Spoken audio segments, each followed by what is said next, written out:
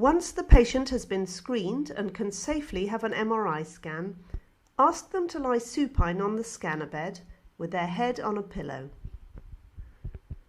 Provide an emergency buzzer and headphones to protect their ears.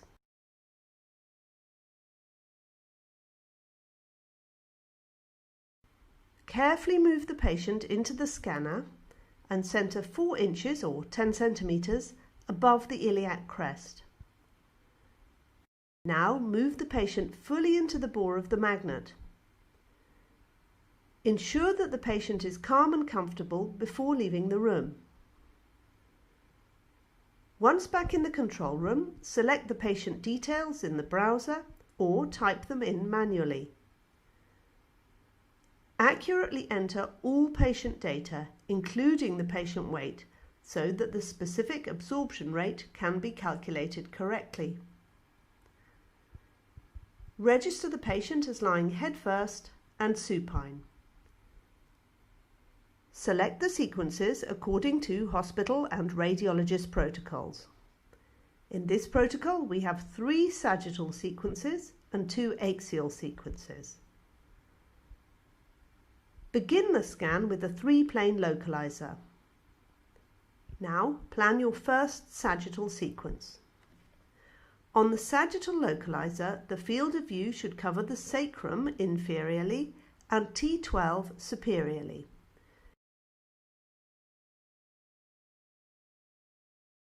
Bring the saturation band close to the vertebra to eliminate artifact from respiration and pulsation of the abdominal vessels. On the coronal view, center to the midline of the vertebra, ensuring coverage of the transverse processes from side to side. On the axial view, again center to the midline and angle the slices parallel to the spinous process.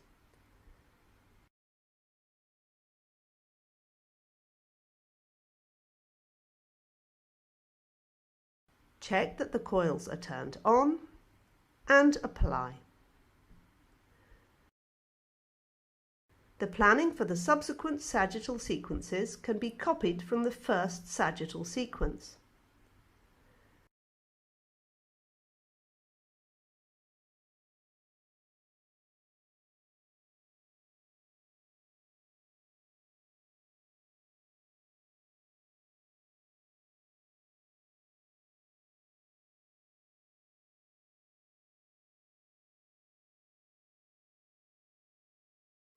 Once a sagittal image has been acquired, you can plan your axial sequences.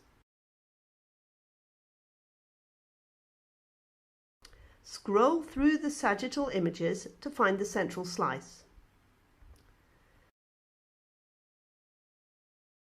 Move the saturation band in front of the vertebra once again to limit artifacts from respiration and vascular pulsation.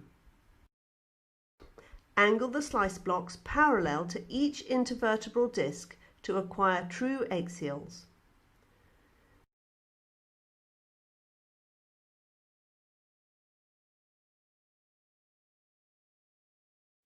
It's important to avoid excessive overlap by adjusting the block angulation. Overlap between the blocks can result in crosstalk artifact, which may overlie areas of interest on the resulting images. Cover the last 4 intervertebral discs and any others that appear abnormal or prolapsed. You should also cover any other pathology that's seen in the vertebra or spinal canal by adding slices. Scroll through the image to ensure slices are sufficient to cover each intervertebral disc from top to bottom. A group of 5 slices is usually sufficient. An appropriate angle should be applied in the coronal plane so that the slices pass through the intervertebral joint spaces on the coronal localizer. This can be done by using the perpendicular option in the software of some scanners. Otherwise, adjust manually.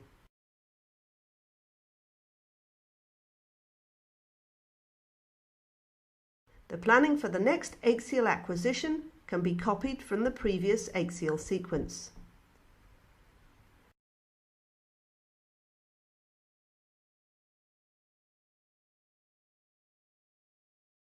You should review your images as the scan proceeds.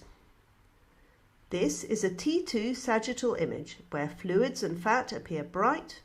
Here you can clearly see the cerebrospinal fluid surrounding the spinal cord and conus.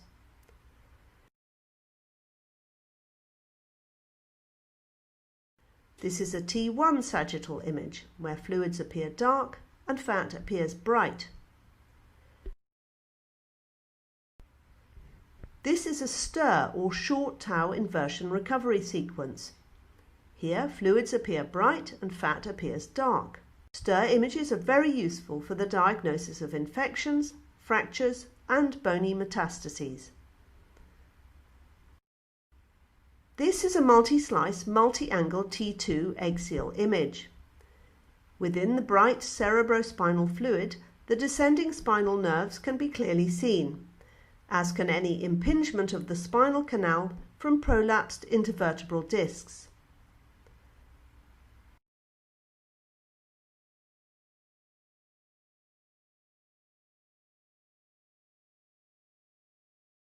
And this is a multi-slice, multi-angle T1 image, where the CSF appears dark and the spinal nerves appear grey.